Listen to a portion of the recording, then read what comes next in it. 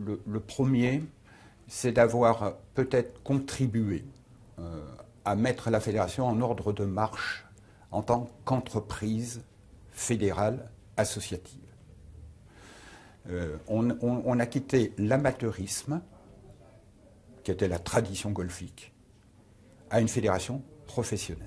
Le deuxième point, peut-être, c'est d'avoir bâti une stratégie, c'est-à-dire on a une vue partagée sur les stratégies qu'on veut conduire.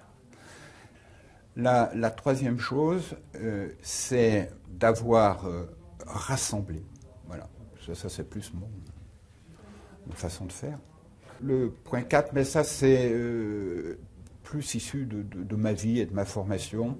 On ne peut pas gagner si vous ne motivez pas des équipes sur un objectif commun et partagé. Et ça, on a beaucoup travaillé là-dessus ici, avec Christophe Muniesa, le directeur exécutif, et je crois que ça, on a quasiment réussi. Le premier regret sûrement, c'est le développement du nombre de licenciés qui, à mes yeux, est insuffisant. C'est le regret. Quelles sont les grandes étapes des 5 prochaines années pour être tout à fait au point, alors que ce soit pour le public, que ce soit pour le parcours? Il y a, chaque année, chaque mois, chaque semaine, il faut faire quelque chose quand on a la Ryder Cup. Alors là, ça touche tout un ensemble de secteurs. Premier secteur, le terrain. C'est grâce au Golf National qu'on a eu la Ryder Cup. Donc l'Albatros qui reçoit la Ryder Cup va être amélioré.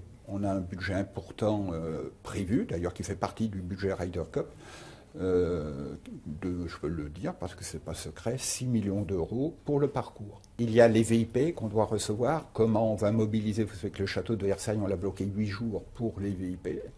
La Ryder Cup, pour moi, est le levier international qui doit servir au développement du tourisme golfique en France.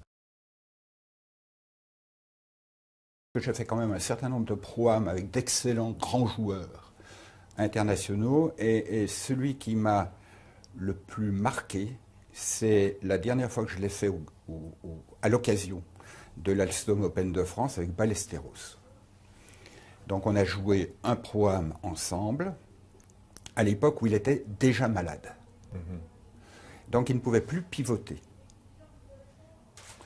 Donc ces balles, une fois sur deux, étaient perdues. Oui.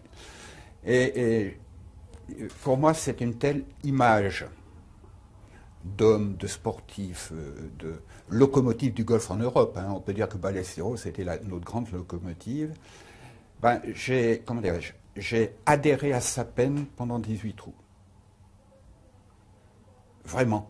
Et c'était pour moi un grand moment humain. Parce qu'il n'a pas lâché, il ne jouait pas bien, mais quel homme. Quand on arrête, il ne faut pas croire que vous êtes irremplaçable. Je crois que la grande connerie, c'est de dire après ça va être... Non, pas du tout.